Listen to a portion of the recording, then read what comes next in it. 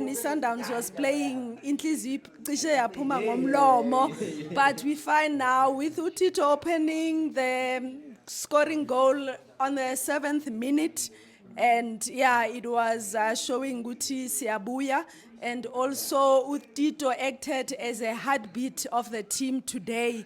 And police settling ngaleya penalty. Well done to Sibilibili as well. So unfortunately, Imagesi today was not in the game. We controlled 67% of the game with 7 shots. Imagesi only 1.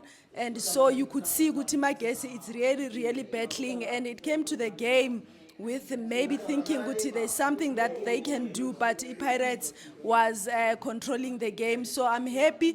It definitely shows Guti kule 12 years singayitholi le league nakanjani ibuye ekhaya abafana abancane basijabulisile, so nakanjani iyabuya sithi bopha